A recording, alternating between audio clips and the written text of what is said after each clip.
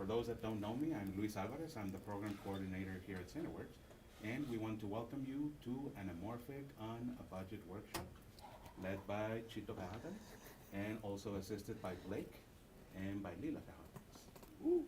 And before we begin, I would like to acknowledge that Cineworks stands on the unceded, traditional, ancestral, and current homelands of the Coast Salish peoples, which include the Musqueam, Squamish, and Tsleil-Waututh First Nations.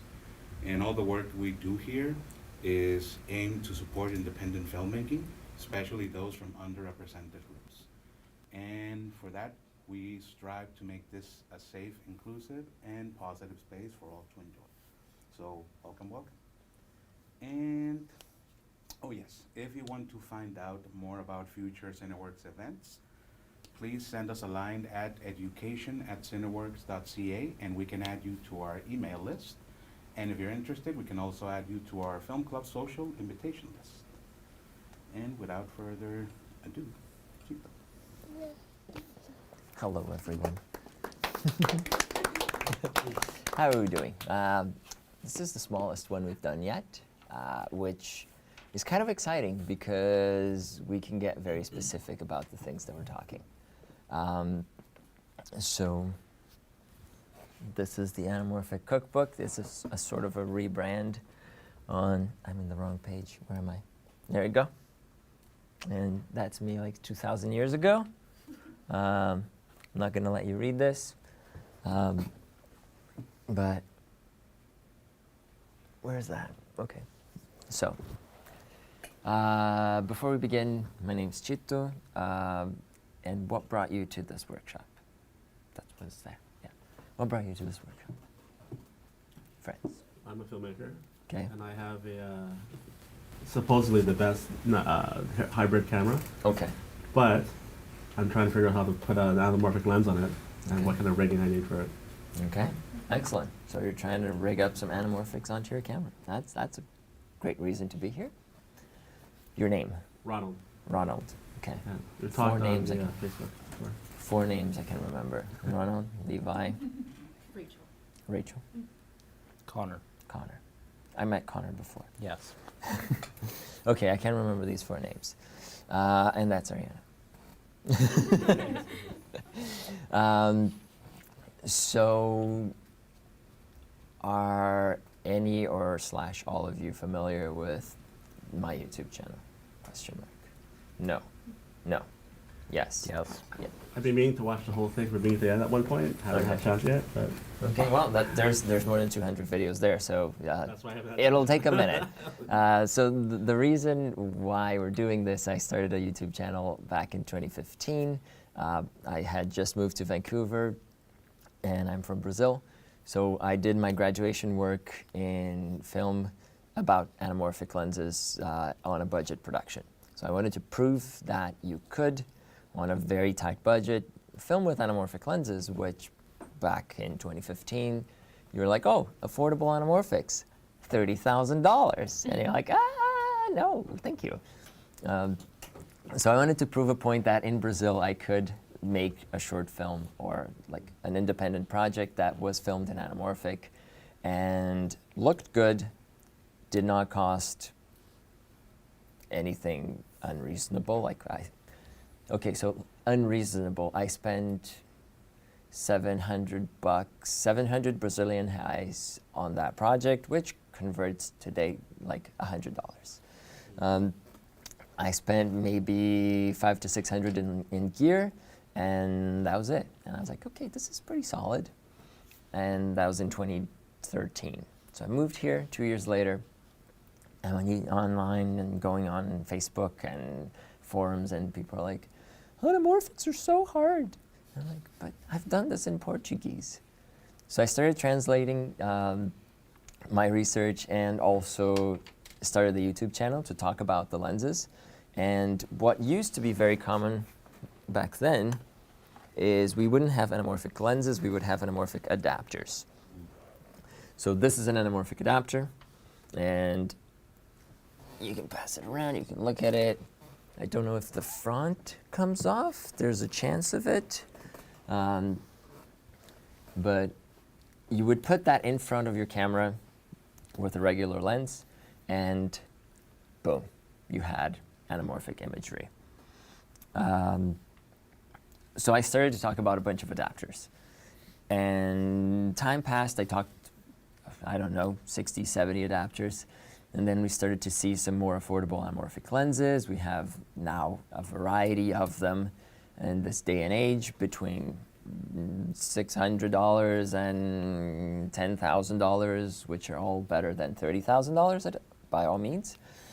So all of that happened while I was still working on the channel, and at one point I was like, you know what, this doesn't make, like I want to connect with people that are in the same place that I am. I want to connect to people in Vancouver. I approached Cineworks, and that was a year ago, 2 years ago, something like that. And here we are. So we decided to get started on this workshop, and that's me. I have gone to film school 3 times. I'm from Brazil. I am not going to film school again. I think the first time was enough, but you know, we're visas and immigration and stuff kind of force you in some ways. So what brought you to this workshop? I know you. What brought you guys to this workshop? I just wanted to see how you could do it on a budget. Okay, on a budget is the key word. Cool. Excellent. He kind of roped me into this. Excellent. Yeah, I Decided. excellent. I love it. I'm open to learn. Okay, we'll try. Okay, so focus more practical. Good to know. Did you ever use anamorphic lenses before? No. Yes. No. No. Okay. I don't remember if I added the second, which was, how was that experience, Connor? So 2 different experiences. First was using the Atlas Orions. Beautiful. They're, you know, just great lenses. The second was building an ISCO Ultrastar rig and killing my shoulders for 3 months straight, making a feature. Nice. Did the feature get finished? Oh yeah, it's finished. Nice. It's in post now. It's looking decent. Okay. But there's also a few soft shots because of adapter problems. Lenses will do it too. But okay, good to know. And is there an important anamorphic film in your life? Is there a follow-up to that question? Which one and why? Blade Runner. Is that a real answer? Yep. Okay, so Blade Runner. Why? Blade Runner, because of, and I hate this word, I love it and I hate it, the cinematic look. Okay. You know what I mean. Yeah, so it's very cinematic. This is going to be the dumbest question. There is no. Can you please explain to somebody who doesn't know what it is? What does anamorphic Yes, this is the best question. So, what anamorphics do? Am I going to get into that? No. I would get into that, but you'd be very lost by the time we get there. So, here we go. What anamorphic lenses do. If you look through this thing, you can see that this is a circle. What's in there doesn't look like a circle. But if you look at the back, it's also a circle. But what you're seeing through the back is also not a circle. So, does this come off? Yes. All the way? Yes. Okay. So, if you look at this front piece of glass at an angle, you're going to see that this is not, it's kind of a cylinder. Like, look at it at the edges, and you're going to see that this is not, it's kind of one direction curve. Yeah? Yeah. Concave, yeah, that's a great word. So what anamorphics do, or specifically what anamorphic lenses do, is they will squeeze the image. Like if we're putting this back into here, let's see if I'm gonna break it. Not today, hopefully. Is that too soon? No, cool. So yeah. If you look at it from that way, this way, it's making it narrower, right? So would that constrict? Yes, but only in one direction. So you're only compressing the image. It's not like you're doing all, we're seeing bigger. is you're seeing bigger just horizontally. Oh. Yeah. Okay. Does that give you enough to understand? So does it like create like a wider Widescreen, shot? yes. Okay. So that's the origin of widescreen. I don't want to spoil too many things ahead of time. I just want to get you to understand what it is, but not in full detail. Okay. Otherwise, I'll break and cry. No, thank you. Okay, so we have Blade Runner because it's very cinematic. It's hard to choose one film shot by Greg Fraser, but like Okay. probably Killing Them Softly. Killing Them Softly. Is it Ex Machina as well? No, that's Rob Hardy. I Yeah, think. Rob Hardy did Yeah. Ex Machina and Annihilation. and Annihilation, they're yeah. both gorgeous. Which one's Greg Fraser? Oh no, the Batman. Batman. The Batman is Greg Fraser. Yeah. Yeah. Okay. Yeah. Killing Them Softly has a very strong anamorphic look. I'm gonna say Star Wars because Star Wars. It's just the story. I didn't know about the look when I watched it the first time, or the second time, or the 10th time. At one point, I was like, "Oh, Star Wars." And the thing about anamorphic films is that people will talk is the anamorphic look. Like, what is the anamorphic look? How do we define this look? There are a few characteristics. One of them is lens flares. Blake, do you want to get that camera on the projector, or do we not have that? No, we do. One sec. All right. Wow, the mystery. Okay, oh, look at that. Here we are. So anamorphic lens flares are this kind of like long streak, very Star Trek. If you think J.J. Abrams' 2008 Star Trek, that everybody's like, too many lens flares. This is terrible. That's one of the trademarks of anamorphics. Are we still on that? Lila, let's go to Mins, and let's see if this is going to work. I don't know if Mins is going to be Mins. That's you there. Oh. No, Woo, can't pass. reach. Yeah. Oh, Can't we reach? lost. Yeah. We're somewhere. You want to be? Do I want to go further or backwards? Oh, we can see it. We can see it from here, which is Oh. the out of focus areas. They are not circles. They are slightly elongated. So that's one of the other things that is very strong about the anamorphic look. There's a few more characteristics to it, but we'll park it there. When we talk about, Blake, let's go back to the cookbook thingy. Ba-da-da. So yeah, has been strongly connected to sci-fi, epic stories. You have Ben-Hur, you have Apocalypse Now, you have Chinatown. Lawrence of Arabia is a trick. Lawrence of Arabia is widescreen, but it was not filmed anamorphic. You have Blade Runner, Indiana Jones. Basically, if you have Harrison Ford, you have the anamorphic look.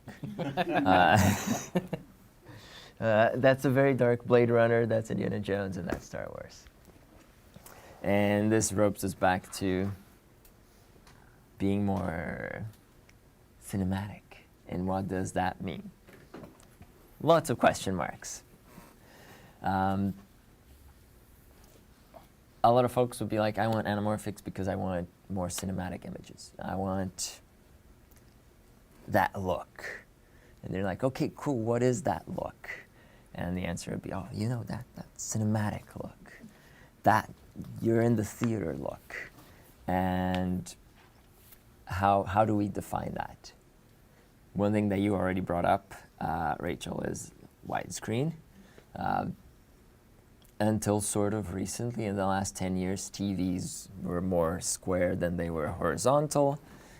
If you wanted an immersive experience, you would go to the theater or the cinema, and that would be your cinematic experience. You would watch films there. The cameras that we had back then were like at our budget price range. We're nowhere near the stuff that Hollywood could do. So all of this is a pursuit towards what you could see in the theaters. And that is why we call it the cinematic look. which is like you have lots of separation, you have your shallow depth of field, you have a wider screen, you have those fancy lens flares. All of those things are kind of like what create the anamorphic look and what make images cinematic. I don't see what the slides are showing, so I'm constantly looking back. And, okay, no spoilers. So why do we want to film with anamorphics? Oh, I know where I'm at. Excellent. Why would people want to film with anamorphics? Ideas, thoughts, suggestions? Why would you want to make your film look like a film? Because a lot of big blockbusters have that look, and you want your film to be associated. Okay, that's a great answer. When movies look different than real life, it gets you more immersed into whatever world you create. Okay, so it would help with the suspension of disbelief, where you're like, that can't happen in real life. And then you're like, yeah, it's a movie, it's great. So yes, those two are very practical reasons for why you would want the thing that you're filming to not look like the 7 o'clock news, because it's not real. It's a story, it's a narrative, and you want people to be connected to one character. So by doing that, you're connecting your images with what you see in the theater. You're going to an unconscious idea that if people see this and they think, wow, that looks like that film that I watched last year, and that was a great film, you're winning points for free. You're basically like, people are thinking better of your project because of something else that you reminded them of. And another reason for which people like to go for anamorphic lenses is because they're like, oh, great masters of cinema have used these lenses, like George Lucas or J.J. Abrams. My masters of cinema are just like, my choices are going great today. Kubrick used anamorphic? Kubrick did not use anamorphics. In fact, he hated them. No Kubrick. So one of the reasons some people choose to use anamorphic lenses is because they're like, I am using the same tools that the masters of this craft have used. And this inspires me in my creativity, in my decision making, and there's a connection there. So you would make, oh, I'm in the wrong tab now. You would make, to connect to past films, which is for the audience. You're serving the story, you're serving your characters. And the other option is you're making it because of your personal connection to the tools and the methods. So you're choosing to use anamorphic lenses for you. You're like, I just want to make this film if I get to make them with these lenses. Both are right, both are fine, both are great. The only important thing is that you have it clear for you. If it's like, I'm making this for myself, this is a choice that I am making for my own enjoyment, or this is very important for the story. If we don't have this look, we don't have the story that we're trying to tell. Those are two different choices. So what comes after this? Yeah, there's no right or wrong answer. Okay, we go into the 5 pillars of anamorphic. Okay. Let me see if I'm jumping ahead. Okay, I'm not going to go into story. I'm going to go straight into the look, and then we're going to go to the story. No, that doesn't seem wise. 1 second. This is going to come here. Nope, nope. Yeah, yeah. Okay, so I'm going to skip forward, and then we're going to come back, because I think the story is going to make more sense at this point. Yeah. Come on. No? Yeah? Okay. So now Control F5. Okay, so the origin of the name. The origin of the name is anamorphosis, and it comes from the Greek. Ana means image. Again, not image. Ana means again, and morph means shape. So when you put those two things together, you're reshaping. And that's the idea that they were playing with, to reshape, This is very hard to do without looking. But then after the Greeks did not actually invent these lenses. Thank God. That'd be a lot of history to cover.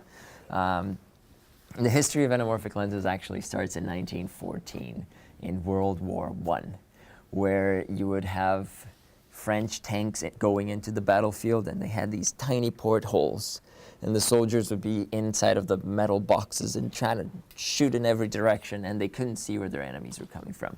So they're like here, looking that way, looking this way, and like someone's coming from here and bombing them. So it wasn't going very well. And then cue those tanks, cue the little French guy, Henri Chrétien, back from the time when people's jobs were inventors. So this guy was an inventor, and he made a lens that was kind of smaller than this for its final aspect. But what it did was they would put those lenses on the viewports of the tanks, and suddenly the soldiers could see a lot more towards the sides, and that gave them an advantage in the battlefield, and less people died. I mean, less French people died, more of the other people died. I guess it was just good for one side. But it was a big deal, and he was like, this is kind of cool. I wish I could use this somewhere else. Henri Chrétien. So in the 20s, really, I don't remember this. Yeah, in the late 20s, we had a few other things, and what happened in the 20s in terms of cinema? There's some singing and dancing. Sound, yep. You had your talkies. So you had this tiny lens that would be like, oh yeah, your images become a little wider. Or you could have people talking on the screen. At this day and age, we know who won. Sound won. I think it was important. We're also talking about, like, this is the Great Depression. There is very little, everybody's in crisis mode, and the studios are like, we need something that will guarantee us more money. And would people go to the theaters to see something they've never seen before, or hear something they never heard before, or would they go to see a slightly bigger image? They would only, like, the studios would only bet on guaranteed hits, so they bet on sound. And so anamorphics did not take off in the 1920s. They only came up again in 1952. So that's many, many, many years later. What was happening at that time? Television was happening at that time. We came out of the Second World War. You have your televisions. That's like the time of the rise of television, where people would have like a thing that's this big with a screen that's this big, and they'd have that at home and be like, you know, I don't need to go to the movies. I have everything right here. This is perfect. So the studios were freaking out. They're like, oh my God, if television can play our films, nobody's ever going to come to the movies ever again. We're broke. We're gone. And during that process, everybody freaking out, this new thing came out called Cinerama. And Cinerama was like very clever. This dude came up with the idea of like, we can make a bigger screen. And the way we're going to make this bigger screen is we're going to put a camera in the middle, a camera on each side, and we're going to film with 3 cameras at the same time. And not only that, that's how it looks. 3 cameras. We are, spoilers. We're going to project those 3 things at the same time in perfect sync in a giant auditorium. And they made a promo for that format to see if they could get other filmmakers to use it. And it turns out like the promo for it was one of the top 10 grossing films of that year. It's like Apple made an iPhone commercial, and that iPhone commercial's at the Oscars. So like, and best directing goes to. So it was they created an insane amount of money using with this process. There was just I guess two minor inconveniences, which was the 2 extra cameras that you would need for it. So you need 3 times more film, you would need 3 times more cameras, 3 times more projectors. Making one film became thrice the cost. And the studios were like, what do we do with all of this other stuff that we already have? All of these other cameras that we already have, all of these other lenses, all of this like established method that we have. This also sucked at close-ups. It sucked at basically everything that was not a roller coaster ride. They made a short narrative scene and it was just lame. So cinema had its way of telling stories. Cinerama was just a gimmick. But the studios were like, you know, people are like, they have their televisions at home, but they're like this big. If we give them a gigantic screen, completely overwhelming, that like it wraps your whole vision, I bet we could get them in. So this is how CinemaScope was born. And what happened was Fox went to the same French guy who made the tanks. And he was like, yo, where's that piece of glass that you were waving around like 40 years ago? And the guy's like, oh, it's here. You know, you can take it. And so they took it. And the way this worked was they would have a camera. And so this is a camera. And they would have the regular camera, regular lens. And it's like, okay, cool. We have someone that pulls focus on this lens, great. And then comes in the French guy and is like, oh, but my thing has to come here, in the front of it. And you also need someone else to pull focus and make sure that the images are aligned, because this is a completely discombobulated system. And then Fox was like, that sounds amazing. Let's do it.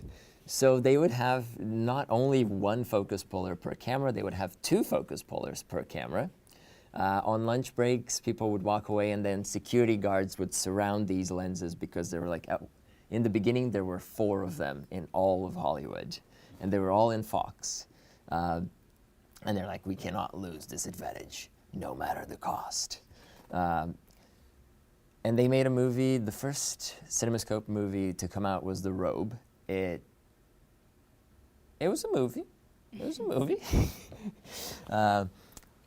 It had a much larger screen. And the whole thing is like the immersion. They were playing to the immersion. You wouldn't need any more of 3 cameras, no need for 3 projectors, no need to synchronize stuff.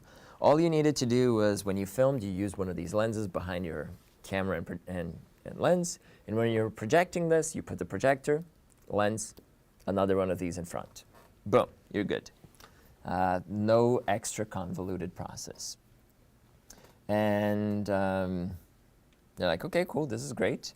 Let me see, where do I go in this version of the story that I'm telling? Okay, so yeah, this is Cinerama, where you have 3 projectors creating that massive screen. And this is CinemaScope. So you'd have 1 projector, the screen would be doubled in size compared to the original, and that was more than enough to secure Hollywood's success over television in their historical battle. Which is great for them and for us at 67 years later. At this point, what happened was Fox went to Bausch & Lomb, which is, Bausch & Lomb is still around, right? They make medicine, they make glasses. They make contacts. Yeah, they make contacts.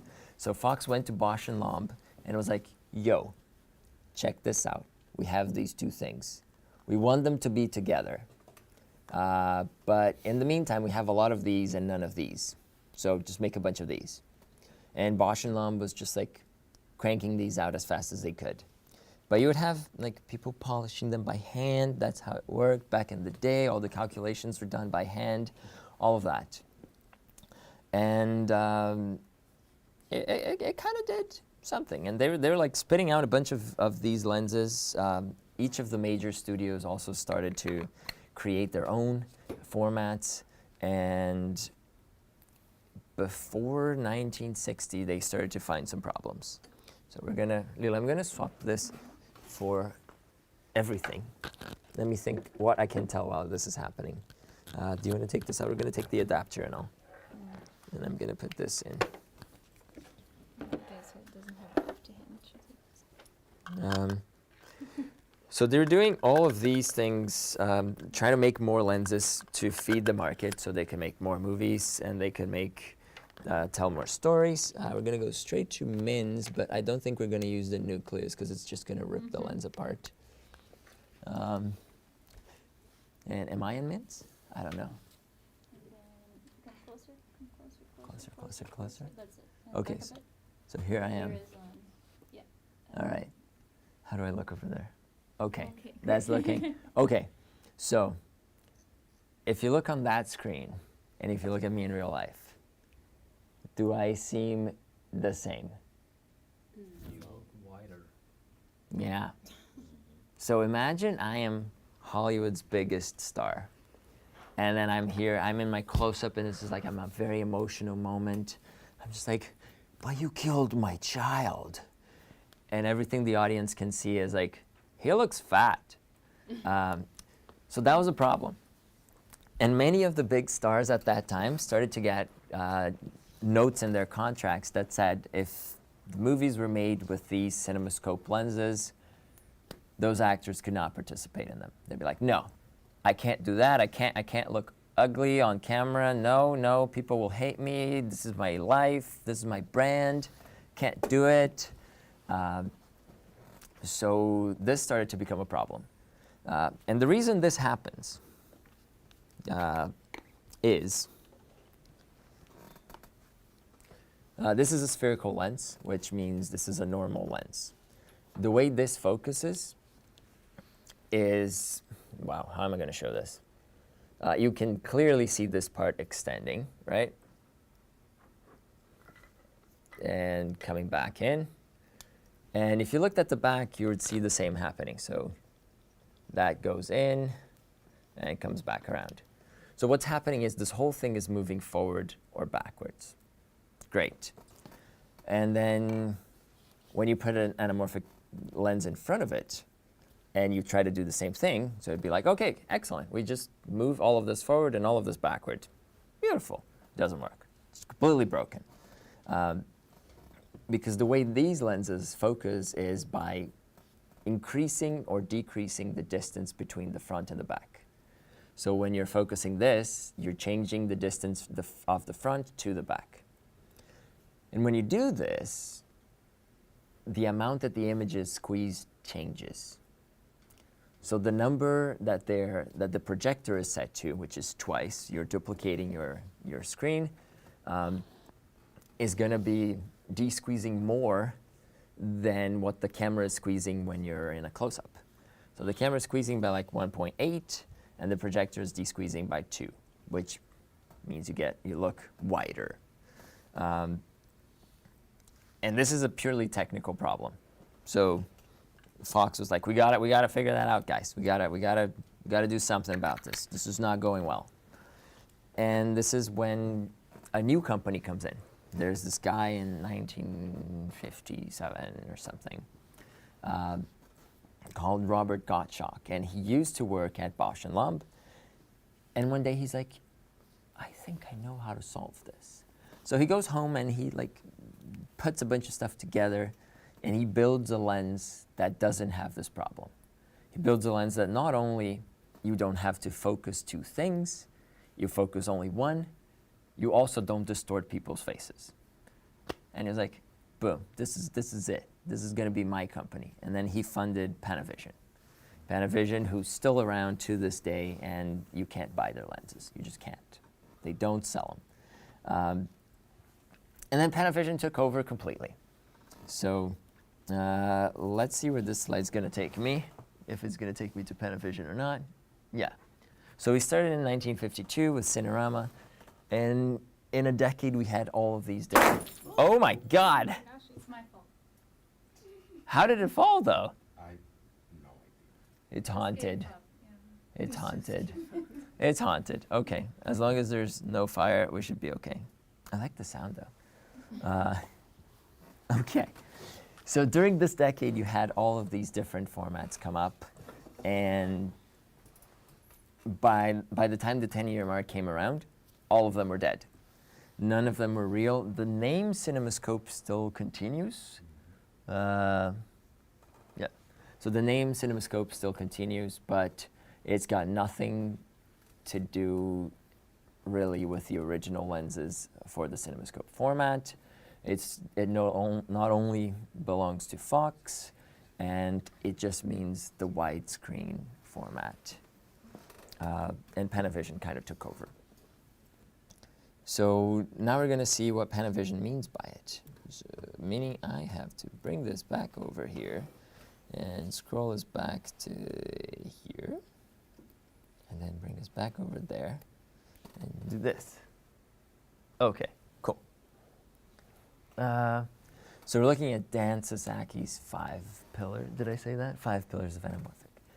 Dan Sasaki is currently the vice president of optical engineering at Panavision, and he was like, the anamorphic look is characterized by 5 things.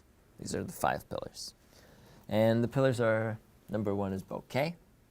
I don't know if our, you know what, let's carry on. Number 1 is bokeh, what we were talking about. The out of focus area is not looking like a circle, but looking like an oval shape. Number 2 is a disproportionate breathing, which we will see, hopefully. We will definitely see it. Disproportionate breathing. Number 3 is streak flares, which we already saw. Number 4, I always think is a cop-out. He says, oh, there's an organic focus fall-off, roll-off, which, translating that to human, is if you're focused like here on your eyes, the way that the image becomes out of focus as it goes further in or out is very smooth. Very, very subtle, very delicate, very pleasing. And it's like, yeah, our anamorphic lenses do that. And the 5th thing is magnification and perspective.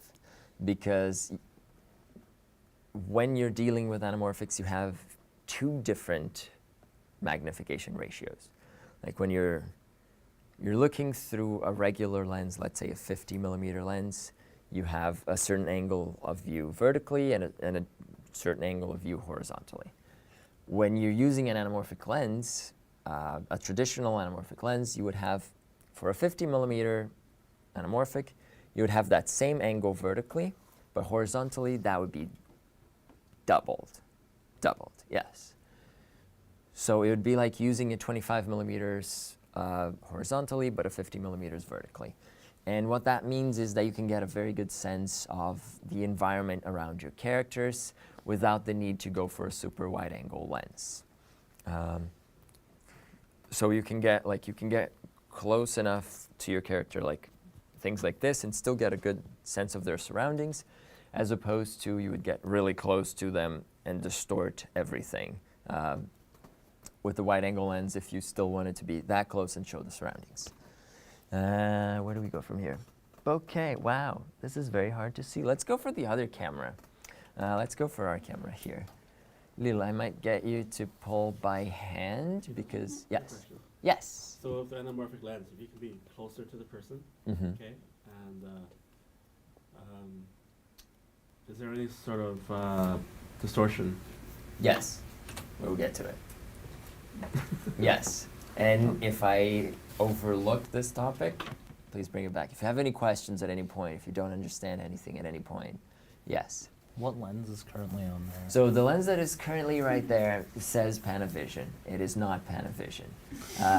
This is some guy in Ukraine put together a Pentax 50mm and an anamorphic adapter, not much different from this one, into a single body. And he connected this one going back and forth with the other one going back and forth, and put a bunch of Panavision labeling on top, which I'm pretty sure it's going to get me sued one day. So I don't use that lens very often, but it demonstrates a lot of the characteristics that we want to see for early anamorphics. So here we are. Okay. Does he still sell them? No, he only made one. Oh, Yeah, and then he moved on. He makes, there's a brand called Zelma's, and he's the guy running it. Yeah.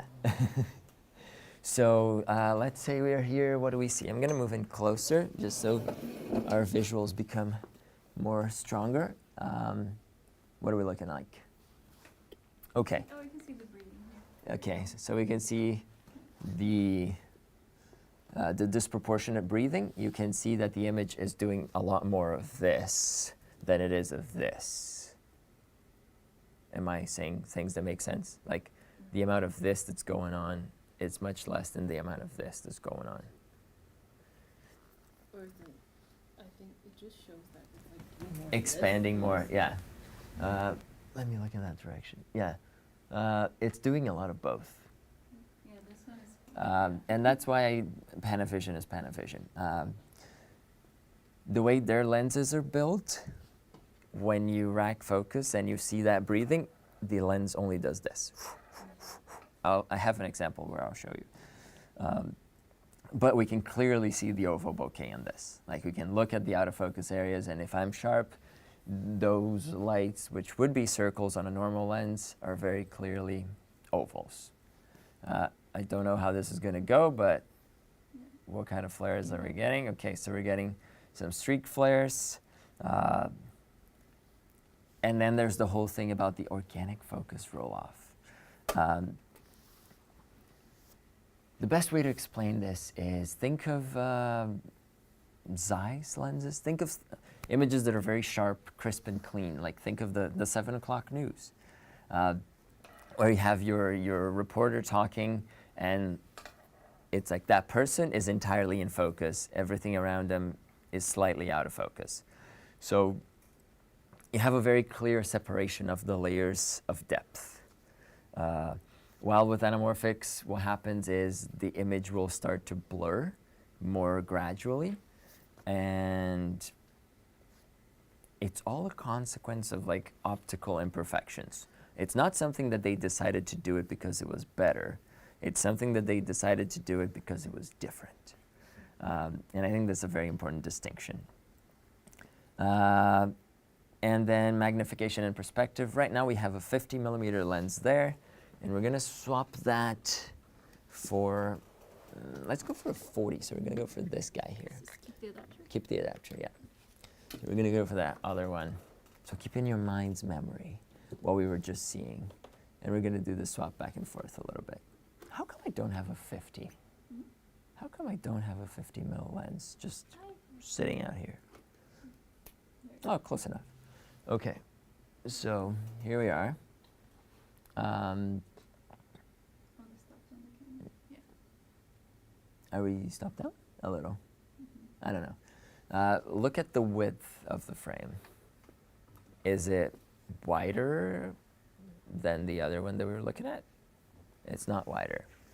But this is a 40 millimeters, and the other one was a 50 millimeters. So you have this different perspective.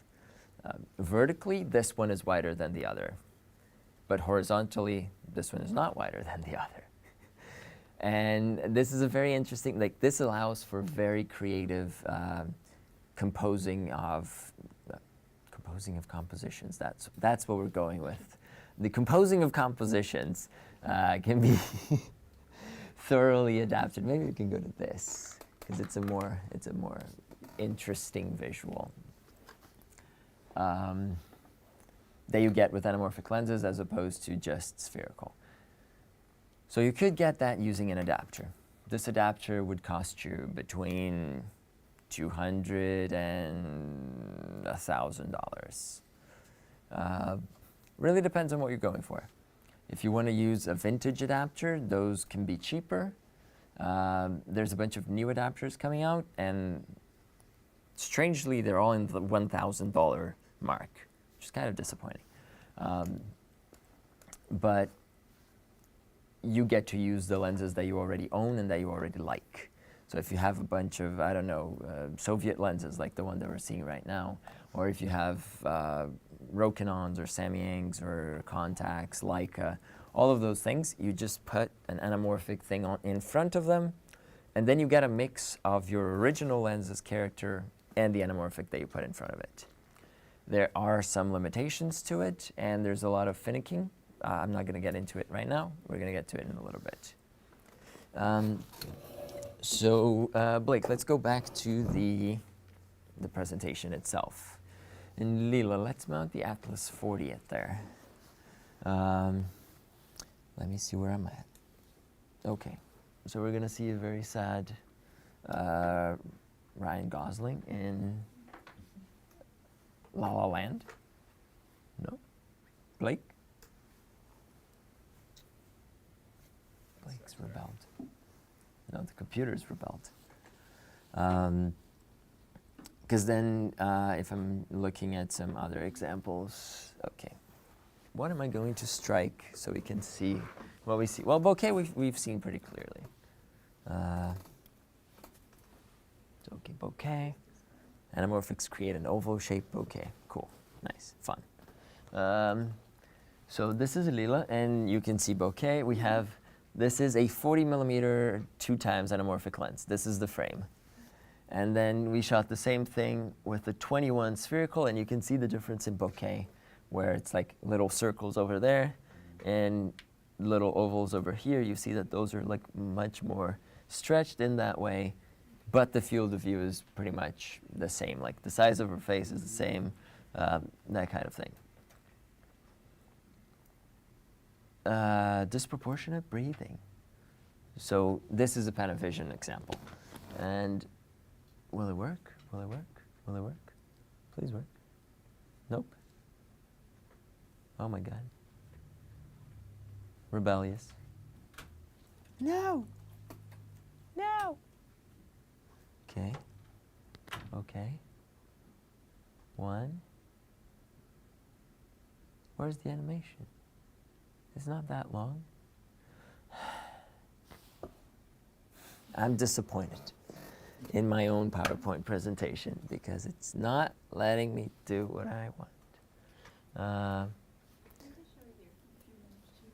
No, because it's not gonna do the Panavision way. Bro. Okay. File on its own. Yeah, that's gonna be the way to go. We're gonna go F5 here. Seconds away, I'm so sorry about that. All right. The internet is being rebellious. That's the problem. So it will load one image, but it will not load the rest. Where's the mouse? Over there. The internet just gave up. I'm not gonna do this anymore, guys. Good luck.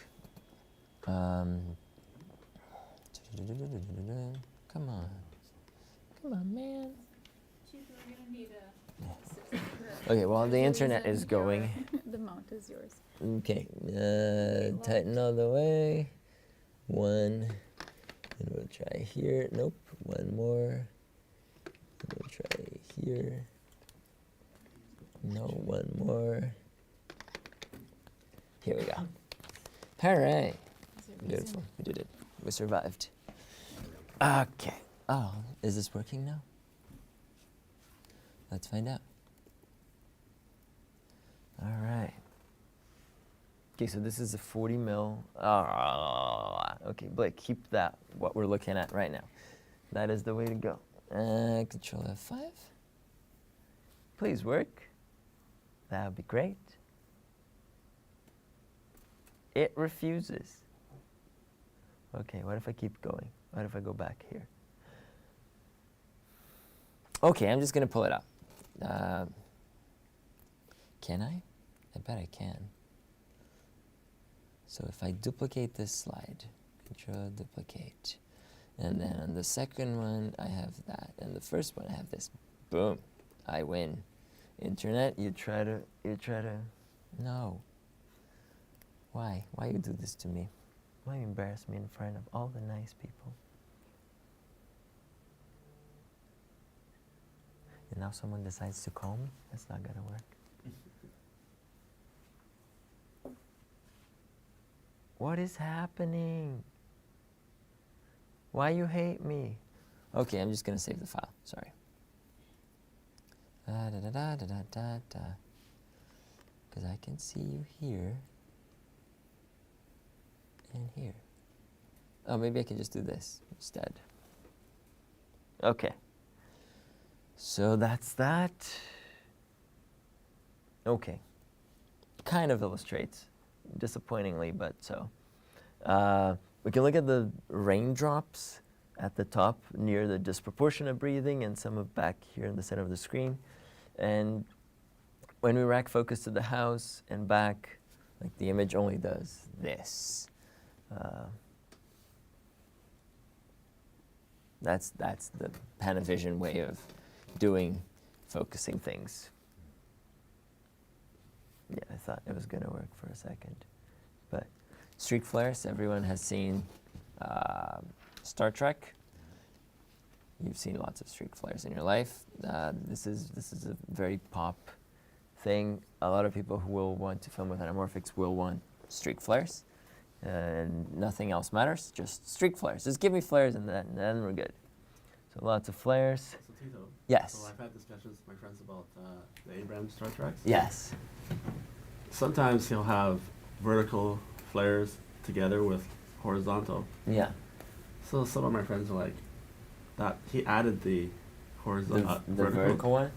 because or is that can that really happen even on its own without horizontal? Yeah, it can really happen.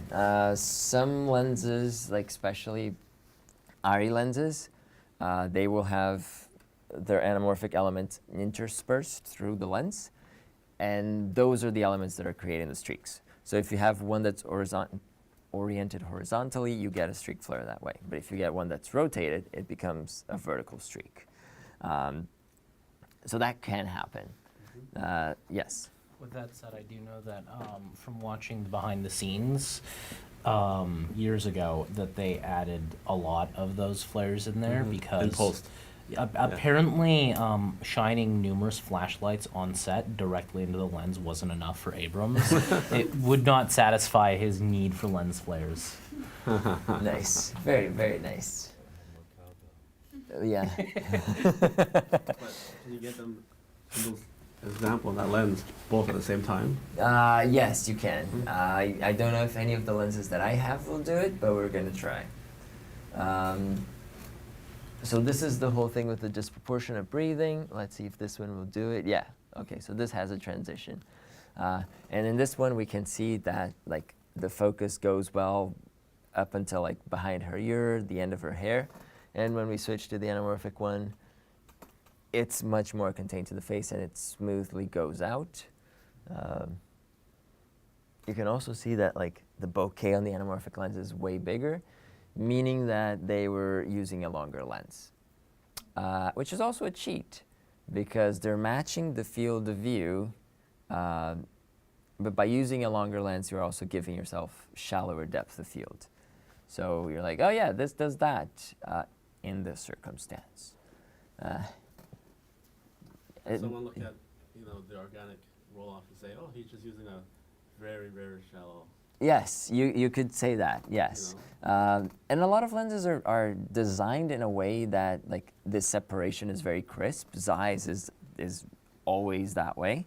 Like Zeiss is like at 2, we're gonna be very sharp on whatever is focused. And then the rest is just gonna bloom. So this is one of their creative choices. Every time I do this presentation, I'm like, I'm gonna get rid of this because it's not a real example, but if you look this up, you will find it. I'd rather address it than you go out into the wild and you're like, that thing is very important and I never heard about it. So here you are. And this is the magnification and perspective. So we have a 21. And I am cutting off the top and the bottom to create the same aspect ratio. And this is a 40 millimeters. So if you look at the distortion, her face looks a little more like larger in this one. The nose is a bit more pronounced. All of the features are more accentuated because we're on a 21 millimeters in a close-up. And then when we go on a 40 mil, if we want to keep that same, the size of the character in the frame, we're gonna have to push back because we're on a longer focal length. And that means that all of that exaggeration from the wider angle is going to get dialed down. So that's one of the other pillars. Where do we go from here? Okay, we talked about this. Okay, thank you. Okay, let's not get there. I'm going to leave the conclusions there, and then we're going to talk about actual lenses. So, one of the aspects that brought you guys here today was to focus more. Wait, did I finish the story? I kind of jumped half of the story. Yes, I did. We're seeing a renaissance in anamorphics. Like in the last 3 or 4 years, we have seen lenses come out at $600, $1,000, $1,200, and it keeps going up. Like up, it's always going. But after Panavision did their thing and like fixed the lenses in Hollywood in the early 60s, everybody loved it. Everybody's like, oh my God, this is amazing. This is great. Finally, we can film everyone in a close-up and like fill the giant screens. And then around the 80s, anamorphics were going down and nobody wanted to use them. Nobody cared. Everybody's like, you know what? Anamorphics are not a good choice for this project. Especially because of the influence of one James Cameron. What did James Cameron do in the late 80s? The Abyss. Yes. So The Abyss has a very strong visual effect side to it. You have all of that water moving and those shots that had to be done with computers. And computers in the 80s were kind of like more limited than our phones. So they did not like all of the things that we just looked at make the anamorphic look. They're like, oh yeah, this proportionate breathing, that sucks. I don't know how to deal with that. Lens flares? Lens flares are imperfections. We can't have them. So all of the things that make the look in the late 80s, they were bad. They're like, no, we don't want this at all. We don't want them. And we saw the rise of CGI. We saw The Abyss. We saw Terminator 2. We have Jurassic Park. All of those things, like in the late 80s, early 90s, all the way to early 2000s. Back when J.J. Abrams makes Star Trek in 2008 is kind of when we're seeing the comeback, because the technology of CGI has advanced greatly, and they become good at it. They're like, oh yeah, we can deal with this distortion. We can deal with these lens flares. We can deal with all of this now. So using these lenses is no longer a problem. That's in simplification. It is still a challenge. Like you ask people in post-production if they want to work with anamorphic lenses or not, they will say not 90% of the time. Would you? Just yes. Ariana works in post.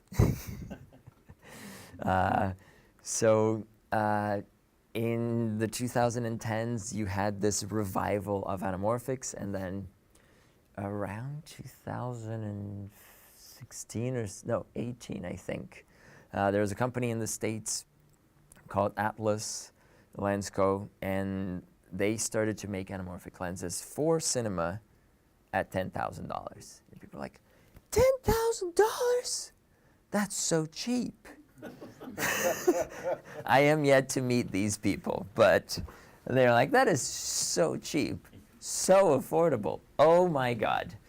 Before that, you would only have Cook, Ari, which are like $30,000 and $60,000. You would have Panavision, which you can't buy, which in fact, if you're not like big enough, you can't even rent. They'll be like, no, not for you.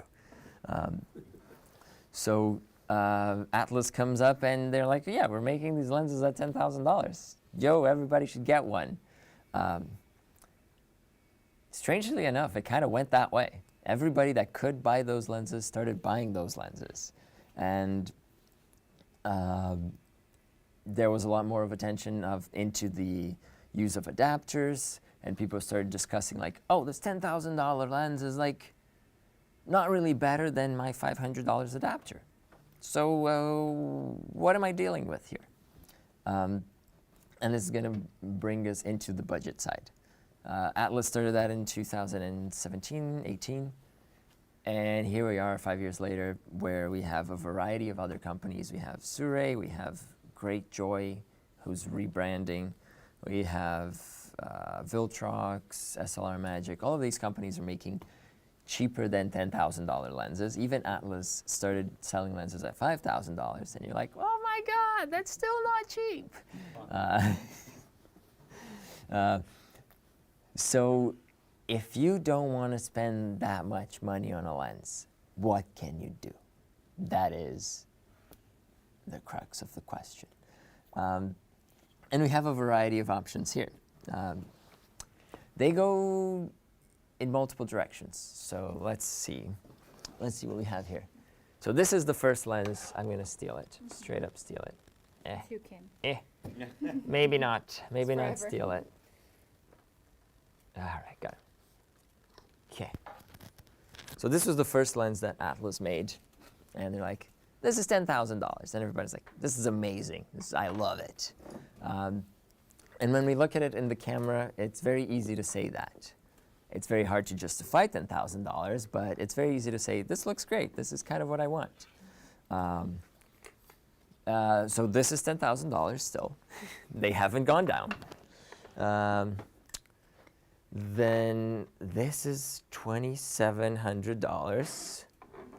And I don't have most of the cheap ones. This one's still coming out. So this is an adapter. And as all adapters go, it has to go in front of something else. In front or behind? Okay, great question. This one has to go in front. So what this does is, where's that lens? You would put your camera and your lens behind it. You put your adapter. And you're just going to need to focus here. This is going to give you an anamorphic look. I don't know exactly what, because I haven't been able to test this yet.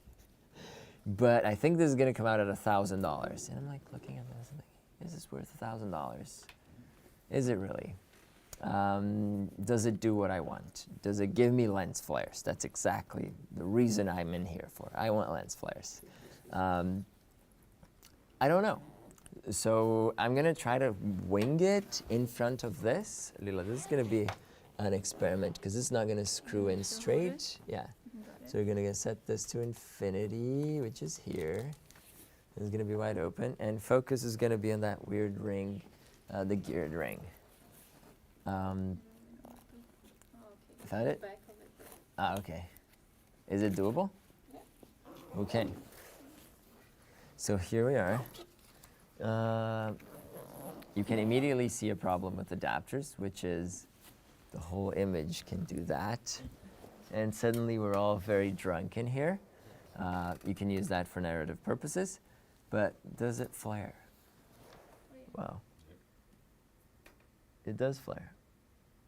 And it flares blue. Oh, there's a vertical flare. Go back. Where is it? Where did it go? A little bit on that side right there. So this would be an adapter. This is $1,000, and you can put it in front of multiple lenses. You can keep the personality of your lens behind it, but also add some squeeze, get some lens flares, get some of that organic focus, roll off, all of those things would kind of show up.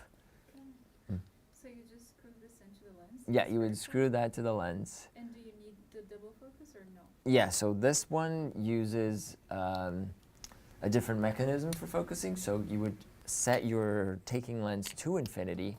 So right now that's all out of focus, but when we put the adapter in front of it, you can adjust focus just on the adapter, and it'll work. It'll give you a focused image instead of having to have two assistant cameras just like juggling those two rings at the same time. What's the squeeze on it? 1.5. So this is a 1.5. And the adapter will fit most lenses?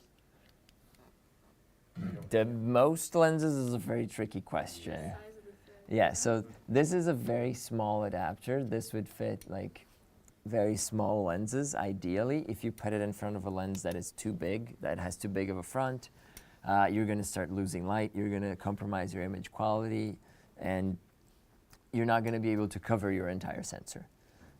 So that's one of the challenges of using adapters. Think this will fit the light? Probably. We're going to find out on Friday. If you're using one of these, Mhm. and you had a smaller lens, and you use a step down ring, Yeah. would it work? Yes. So if you have a smaller lens, that is the case right now. Like our lens has 49 mil threads, but the adapter has 52 mil threads. So we would need a step down ring to connect the two things. And then after you connect it, you have to align to make sure that the image is not falling off to one side or the other, and then you are good to film. Some of the problems are it gets very specific. Like you can't, if you have a bunch of adapters, you're going to lose a ton of time on set. You're going to lose time trying to make them work together. You're going to lose time trying to keep them aligned. All of those things are going to be an issue. The AD's gonna be pissed. Yeah, the AD is not going to like you. Not at all. The director might like what they're seeing, but the AD is going to be like, we're behind. We're behind. We're behind. We're behind. We're behind. That is the main problem with adapters for me, is like you can't use them on a real set because they take up too much time. It requires a lot of fiddling, it requires a lot of adjusting, and they're just unreliable in that sense. So you go to lenses, and there's a variety of choices. Let's find out. What kind of budget do you have in mind, or what kind of look are you thinking of? What is that? Allow an Anamorphic. Okay, nice. Is that a PL mount? It is, Oh, yes. we can throw that on. Yeah. Excellent. Let's do it. Yeah. Yeah, even the whole adapter is going to come off, everything.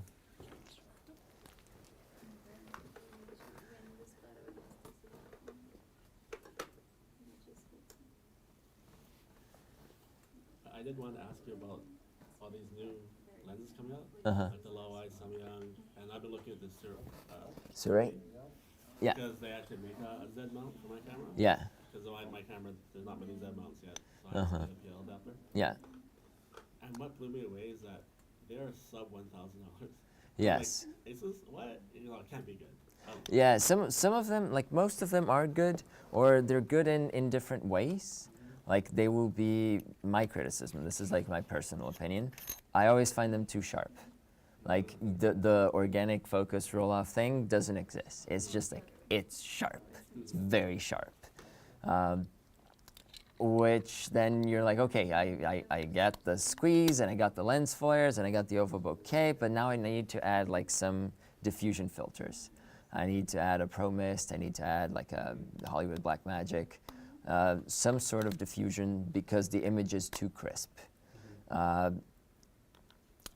Honestly, that's a good problem to have. It's much harder to deal with a lens that is always soft and you need it to be sharp. Because you can't do it. You just can't do it. That's not possible. What if in the picture controls you just decrease the like I do that with my cameras, with my lenses already. I'm decreasing them. Decrease so sharpness all the way?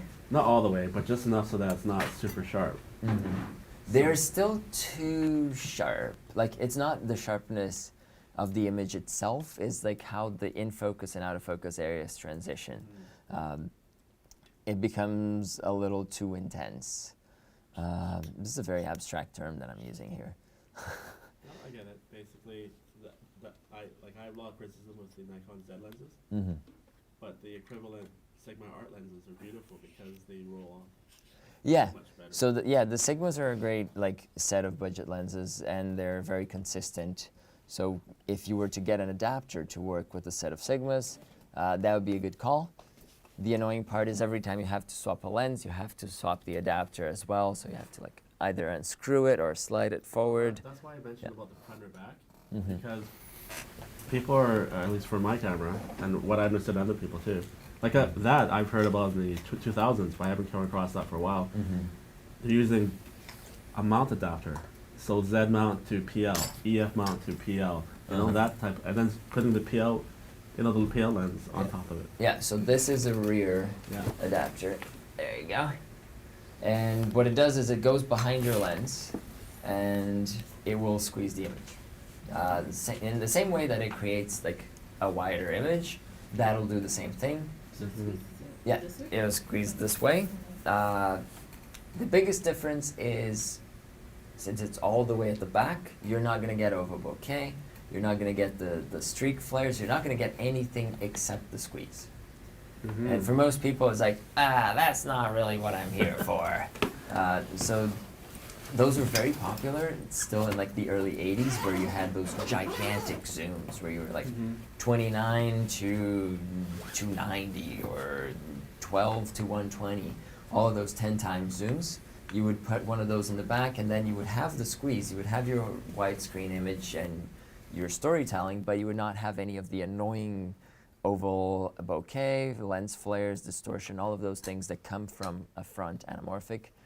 They wouldn't come to play. But if you're putting, like say, an Atlas or you know, a Cook lens on front of the back adapter, doesn't the lens already have all the characteristics?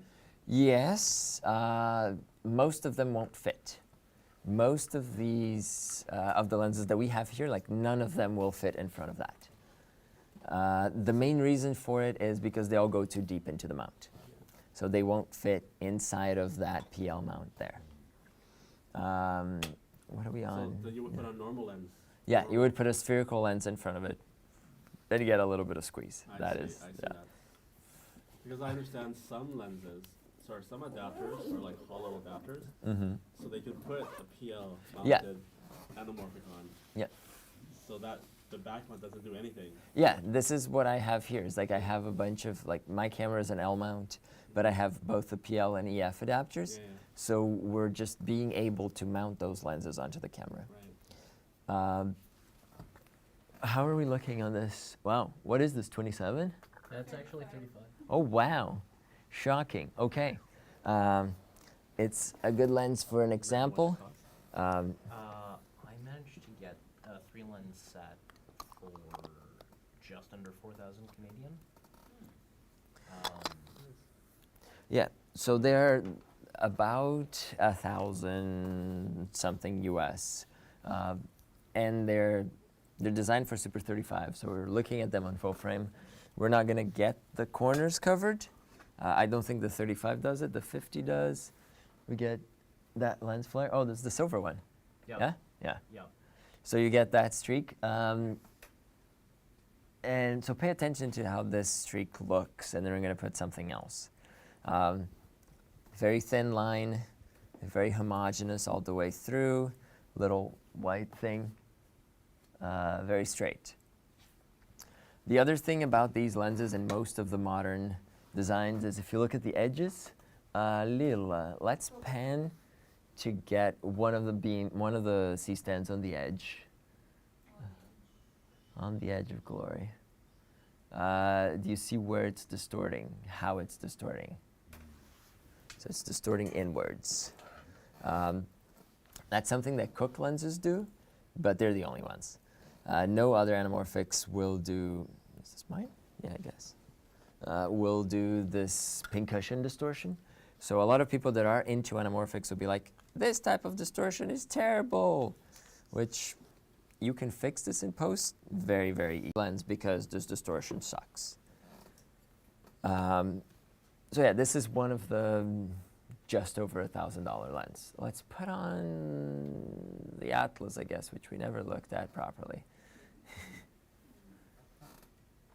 So we're going 10 times up in budget.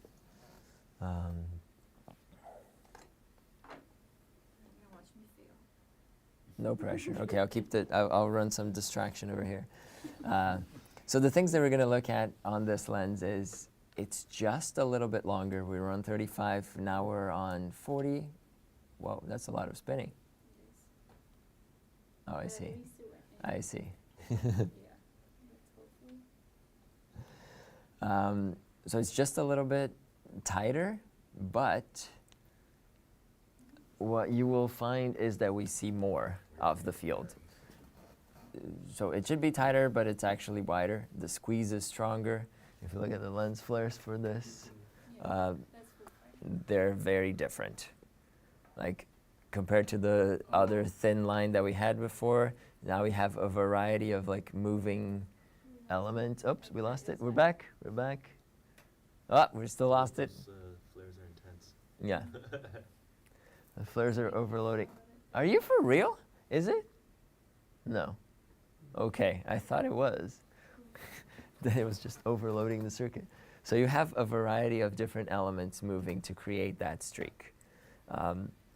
This is one of the main criticisms to the nanomorphs, which were the lenses that we're just looking at. The other thing that we can notice is the distortion. Lila, do you want to give us that edge there as well, like we did for the... Are we going to get there? Are we going to get there? Are we going to get there? Wow, this is very controlled. What's going on here? Okay, oh, we're cropped. Okay. What does happen on these is you're going to see that the C-stand is going to start to bow out with barrel distortion. And that is more of like the preferred, it's really not doing it. That is the preferred anamorphic distortion. Which is why like you won't be able to find very wide anamorphic lenses, like 20 millimeters, even like 25 millimeters is very wide for anamorphic. So people would use sphericals and crop the top and the bottom because you get a lot of that distortion with a wide angle spherical.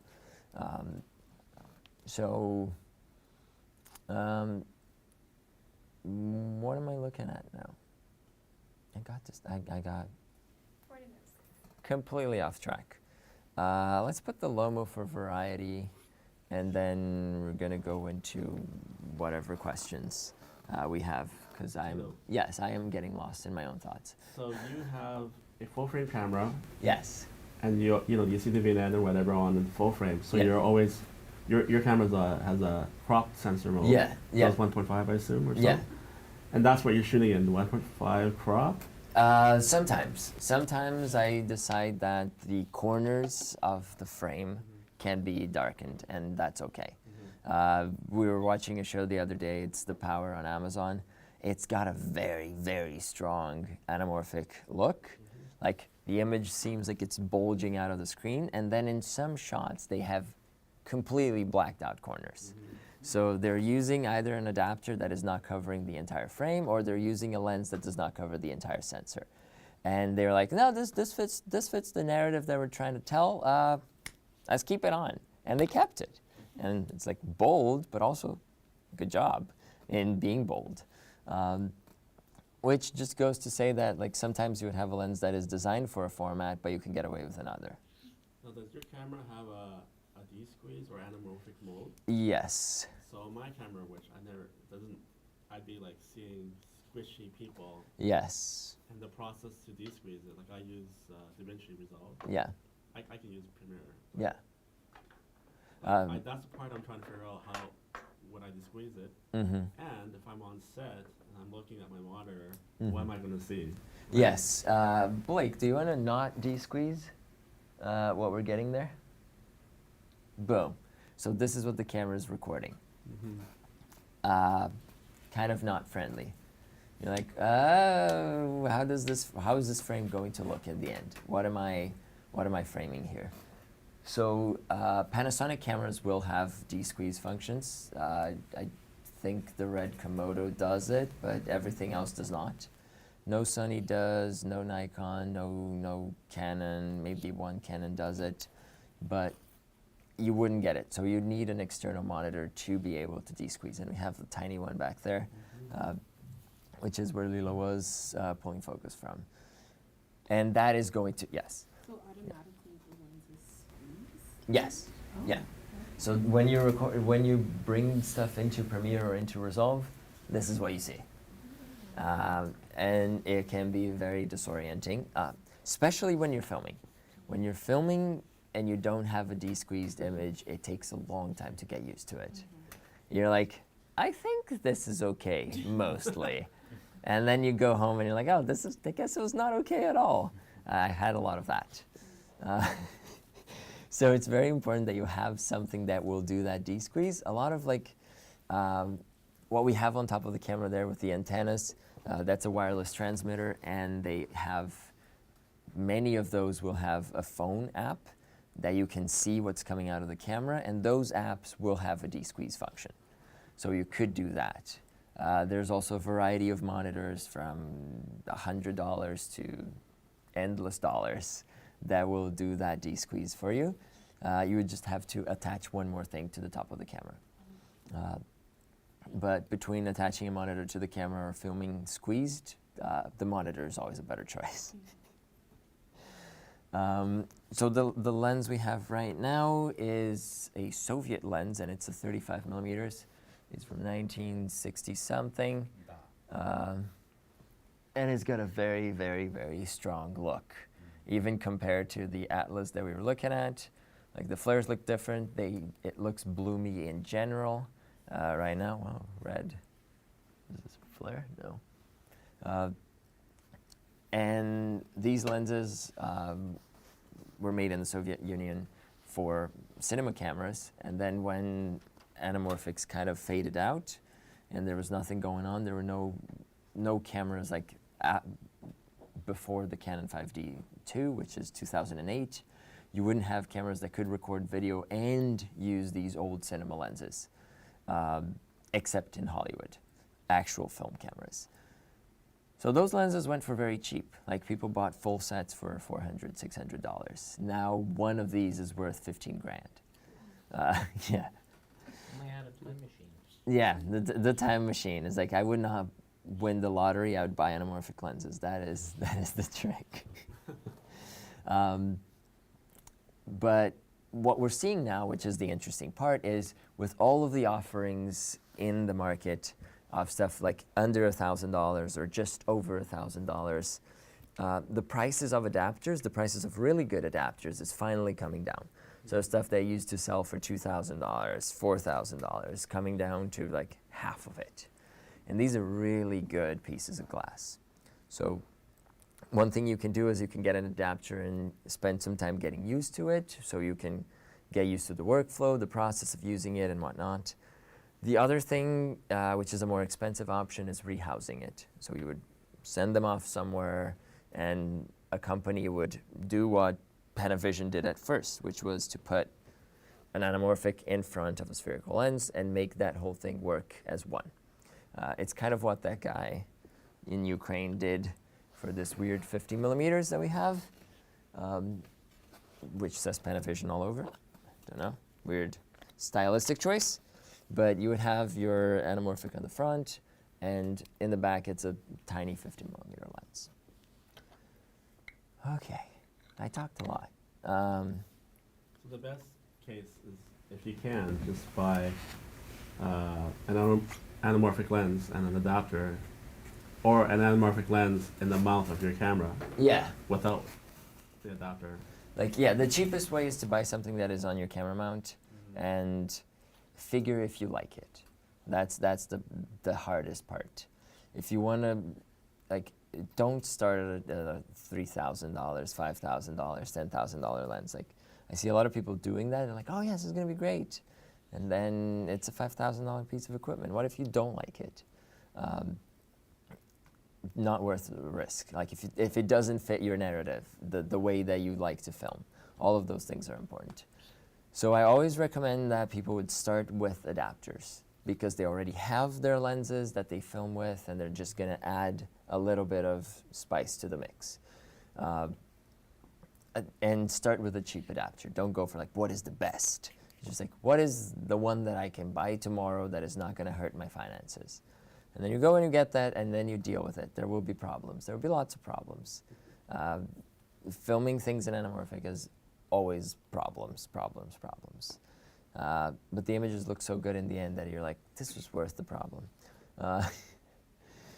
So I think that's where I'm gonna park things, and we can talk more specifically about like questions. I think I'm failing at capturing the budget side, but I will address it with more directed questions. It's very hard to speak in broad terms and cover that side.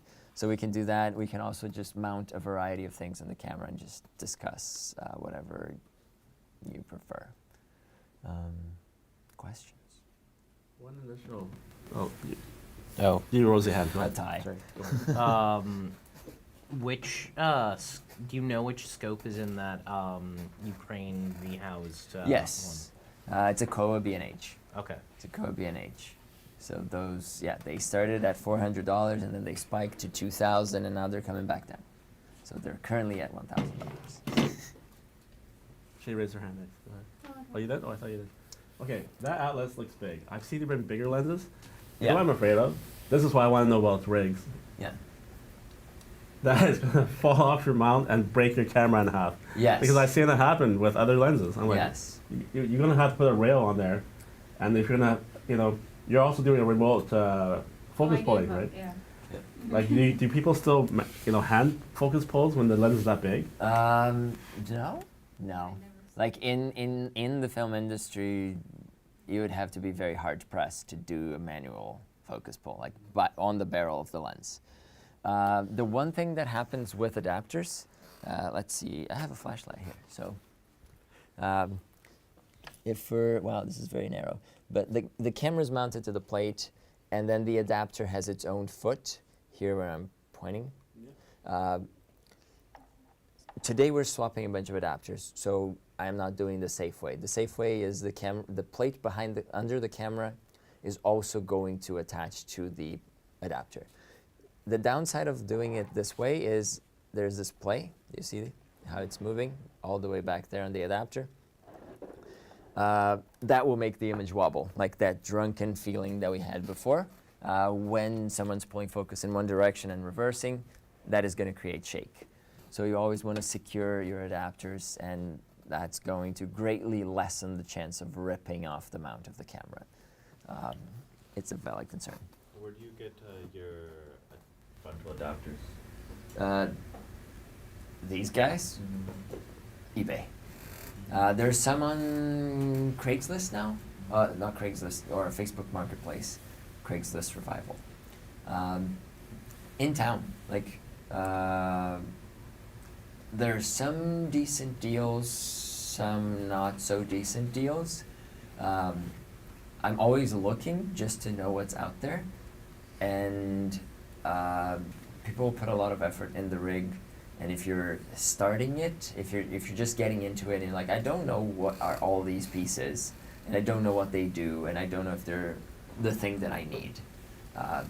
If you're ever in that situation, send me a message. And I will respond. Just be like, hey, I was at the workshop and I was looking at this rig and I was wondering if this works for me. And I will tell you what everything is doing in there.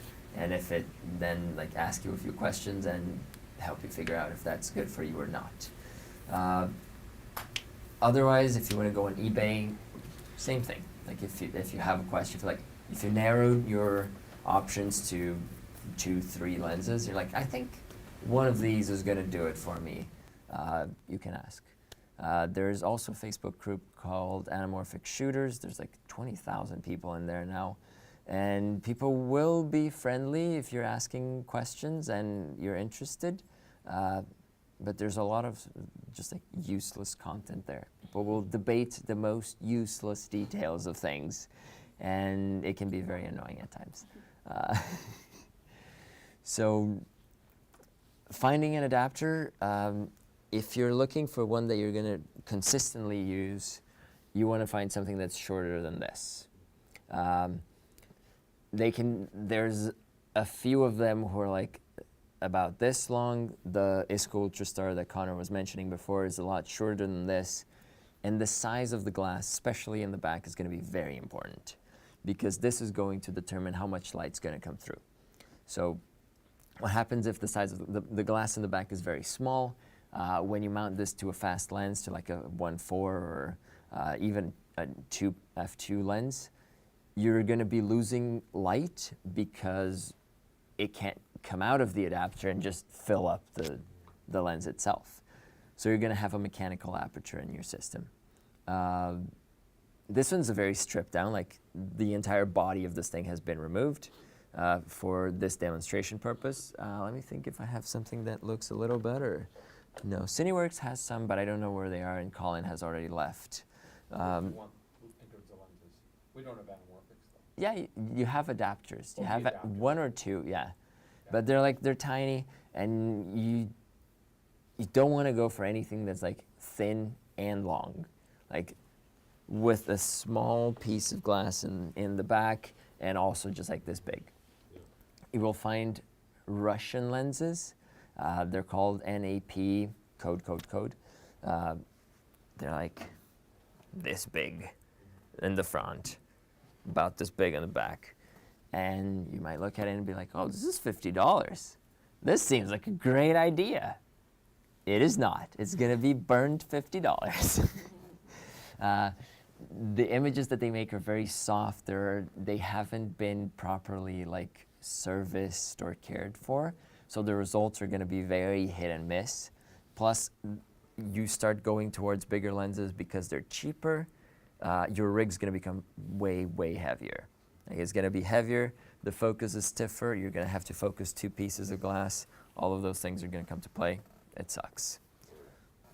The last thing that you might be looking into is, this is a variable diopter. Oh, is this going to be, 1 second. I'm just going to see if I'm going to be excited or not. I am going to be excited. Okay. Lila, let's mount that Panavision weird thing again. Thank you. Because when you're dealing with adapters, we talked about, right there, yeah. It just needs the other mount. You're going to have your taking lens and your anamorphic adapter, and you're going to be in the same situation as Hollywood, where you would have to focus both things. Sucks. Terrible. So somebody in 2013 or so came up with the idea of making something to fix that problem, and that is called a variable diopter. Are you familiar with diopters? Okay. Close-up filters. Okay. They're just like glasses. Like, they will set how far you can see, and you can't focus your lens past that point. Like, when you're set to infinity with a, let's say, a +1 diopter, your infinity is going to be at 1 meter. And that's how their strength works. A +2 diopter is going to be at 1 divided by 2 meters, so half a meter. And someone came up with an idea that is basically a variable of those. So instead of having a fixed diopter, you're going to have one that goes from 0 to 2. And this is what that is. So they're called single focus solutions or focusers or variable diopters. Let's focus to infinity. Okay, so we're at infinity, and I'm going to throw this thing on. Please work. I know you're 77. Oh my God. The pressure. Okay. All right. So we were at infinity, but now we've thrown this thing on top, and now we can focus. What did we notice that happened to the image? Background got sharper. Yeah. We also got softer in general.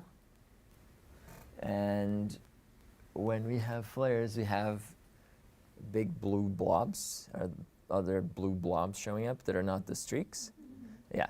So this is the cheapest focuser of all. They don't even make this anymore. It's, I think, $250 at this point. And the main criticism is these blue blobs and how much it lowers like the sharpness of the image overall. But you don't have to focus 2 lenses. You just have to focus one thing. That is a great, great solution. Also $250 compared to $10,000, winning by every scale. So in the process of building your setup, you're going to be deciding what kind of focus you want. If you want to have something that is like a cheaper adapter and a focuser in front, or if you want to have an adapter that will also deal with focus, like that small silver adapter that we had, where you focus your prime lens to infinity and all of the focusing is done on the anamorphic. What that is doing is basically a 2-in-1. It's combining the squeeze and the focusing into the same piece of glass. Did I answer a question? Okay. Have you ever heard of an autofocus anamorphic lens? Yes, I made an April Fool's prank about that. There is none. And the main reason that there is none is because the anamorphic block and the spherical block focus in different ways. Like one focuses by going back and forth, the other focuses by going further from one another.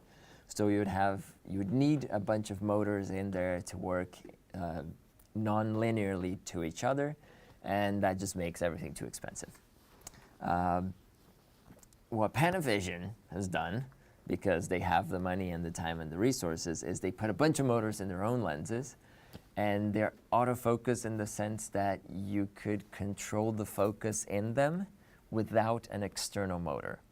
So from a distance, the power goes through the mount of the camera and feeds all of those motors inside of the lens, and you can control all of that. Very cool. None of us are going to be able to afford it ever. Yeah. If people are shooting 8, 6, 12K, Yeah. you know, some of these cameras can do that. Yeah. And you do a pan and scan, so you're going to punch in. Mm-hmm. Well, the flare, it's going to be bigger. You punch in, and Yeah. there's a flare. Would that look weird, or people, like, no? Because if you're punching in, you can also go with a wider lens. Like if you're aware of what you're planning to do in post, you can counter that in camera. Like if I know on the lens that we're looking at, like this is a super wide image. This is way more than the traditional cinemascope. So I know that I'm not going to be using the extremes on either side. So if there's a C-stand there, I don't care. I don't need to dress the set for everything that's showing up on camera. I just need to dress the set as far as what's going to be shown to the audience. And that is something that you can factor in like when you're planning your lens choices. Is there a set normal aspect ratio for anamorphic, like 2:3:5 or 1:8:5? Yes. Yeah, and There's a debate there. but most of these lenses, they're going to give you a certain aspect ratio. No. No, they're not. Yeah, so Oh. the aspect ratio comes from the aspect ratio of your film or of your sensor. It could be a 3:2 if you're filming with the whole sensor. It could be a 16:9. And on top of that, you're going to apply the anamorphic squeeze. So if you're filming on 16:9 and you're doing a 2 times anamorphic lens, that is going to double. So you're going to have a 32:9 aspect ratio, which is like 4 point something to 1. And 356 to 1. Which is incredibly wide, way wider than Hollywood ever does it. Like the only actual use I've seen for this is a Taylor Swift music video. So I'm like, somebody did it, somebody used it. But what you're going to get for aspect ratio is pretty much an arbitrary number that you will decide based on your camera and sensor, camera and lens combination. Traditionally speaking, 2.39 is the correct number. 2.4 is accepted, 2.35 is accepted. Anything goes these days. Like, there's no standard at this point. Dan, you had a question. I do have a couple of questions. One is, I always enjoy how your perspective subtly changes over time as the market changes Yeah. and everything's changing.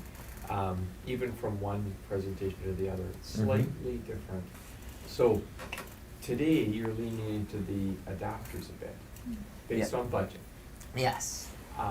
Now, once you played around with your adapter, you've got some adapters, you've really learned an anamorphic lens, you've learned your setup, and now you want to go to your own anamorphic lenses. How do the entry-level anamorphic lenses compare? I recognize as a caveat automatically everything's brought to you and it's your impression, but from your perspective, Yeah. how do the entry-level anamorphic lenses compare to a nice adapted setup? Yeah. They will lose. The lenses will lose. The adapter's going to look better 9 out of 10 times. I'm surprised to hear that. Yeah, the adapter's going to look better because, especially if you get a nice adapter setup, that is going to look really good. You also have all the time in the world to like finesse the lenses that are behind it, while the budget entry-level anamorphic lenses are kind of all looking sort of similar in visual style. Like they're pretty sharp. They're not fast enough. They're they're small. They have blue flares. Sometimes they will have orange flares, but mostly blue. They're going to be very, very noticeable, and they're ultimately going to feel too sharp. So the only drawback with the adapted setup is time Time. and fiddling around with it. Yeah. on set. Yeah. You need to know it. Yeah, And you really weight. need to know it. Weight. And weight. And wait. Yeah, weight. Depending on how you set it up, it can be fairly heavy. But the drawback of time is so intense, as like if you're trying to push for a set that works to some level of industry standard, the drawback of time is way too intense. Like, you will have spent more time. I've had days where I'm like, we need to film one short film, and we end up with one shot because the adapter didn't work. Or I had a string of like 4 shorts that I was going to DP a few years back, and I was like, I'm going to use my anamorphic adapters here. And then go on set, start setting it up, and it's like, this is not going to work. It's like this ring is missing, this lens doesn't work with that, the Ronin won't be balanced, scrap it. And then just on the day, decide to not use the adapter. Even with your advanced knowledge today and the new adapters, it would still potentially lead to that situation. Yes, because a lot of variables come to play.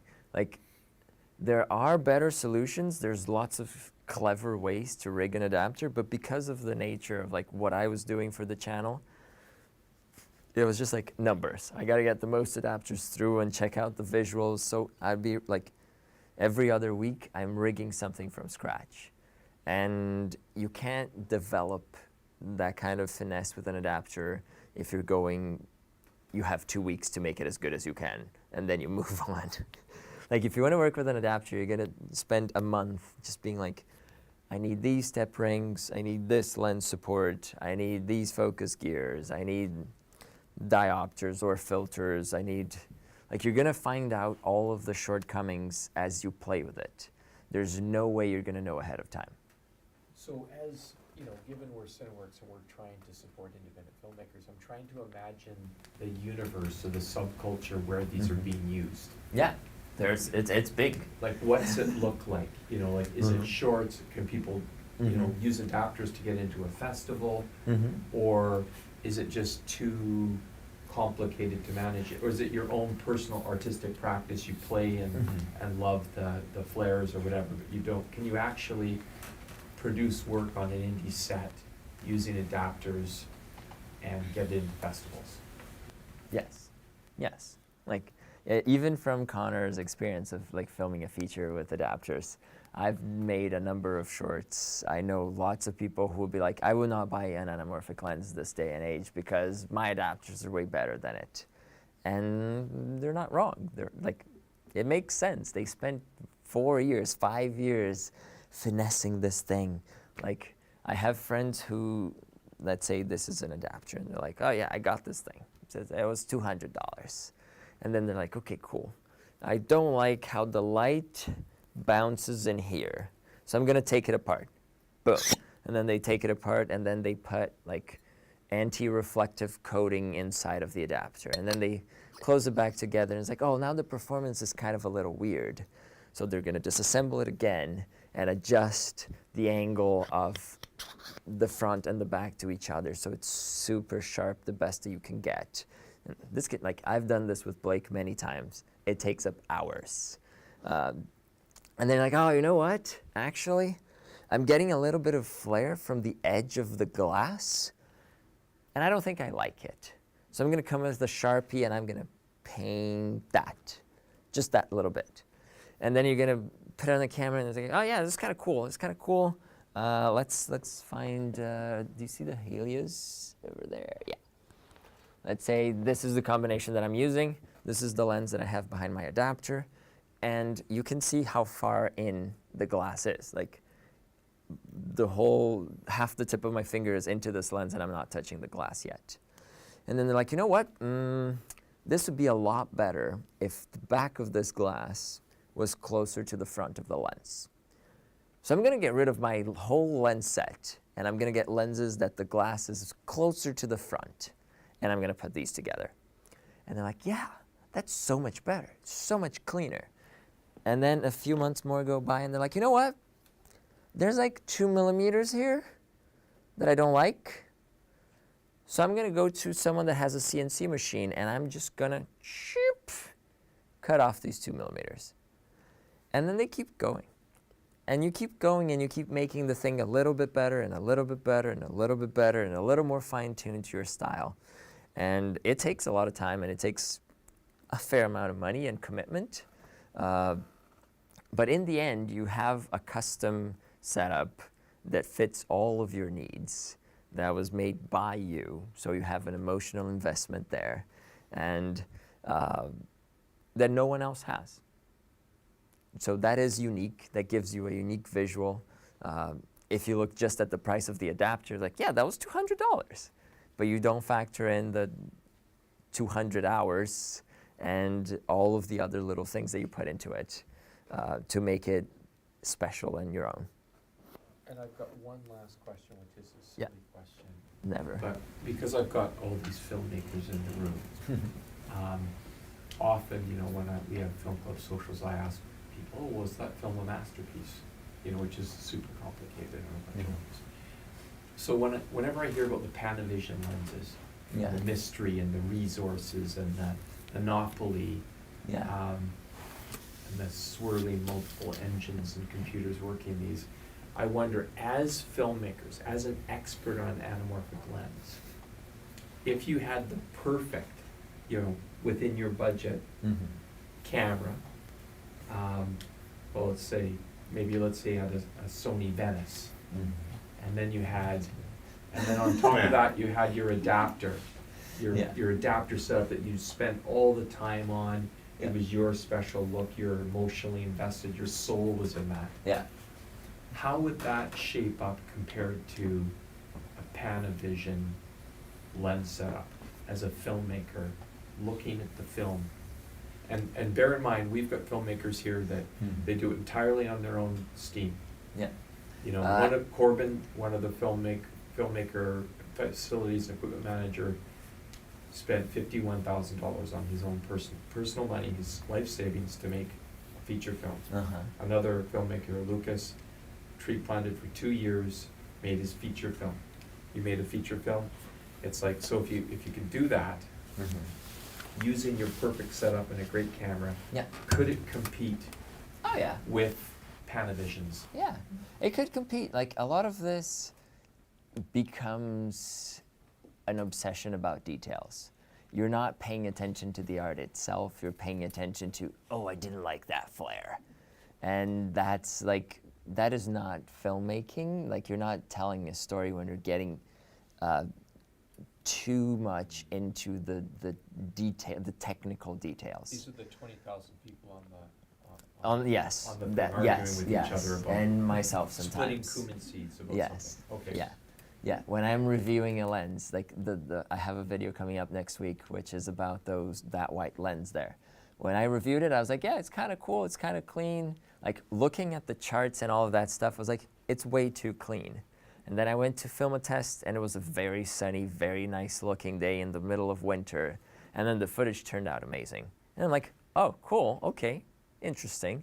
And then Lila used it on a bunch of shorts, and then I used it on a few shorts. And I was like, these lenses keep getting better. Like, I'm getting used to what they're giving me, and I'm using their strengths to tell stories. And all of the things that I thought were problems then, like the distortion or the flares or the sharpness, I've worked around it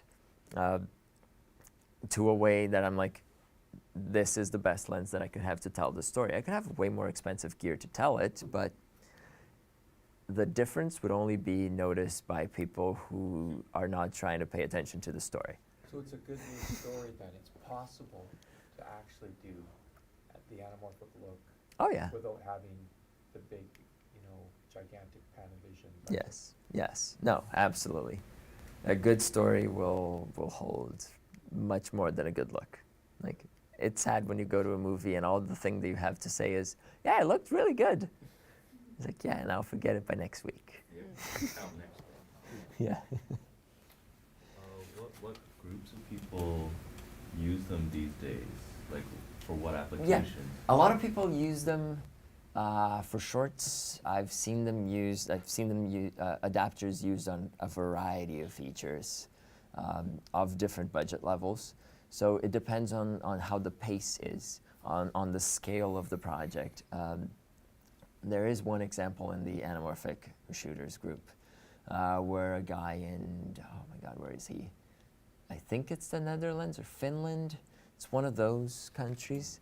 And he was the director of photography in an entire feature, which is a sci-fi, full of visual effects thing, that he was using this lens and an adapter much like the one that is in that Panavision disguised lens, which is like between $400 and $1,000. And it's like, yeah, we used 3 different lenses. The total of the lens costs were not $3,000. And the film looks so good.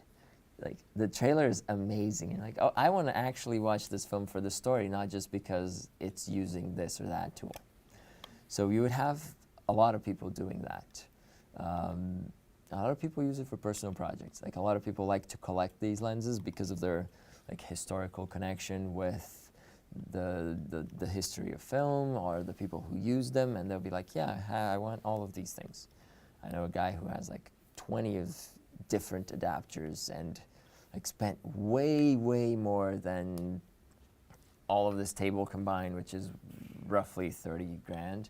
And he's like, yeah, I have all these lenses, I never use them. And every time he's talking about that, I'm like, do I have the patience for this? But fine, it's a valid point. Yeah.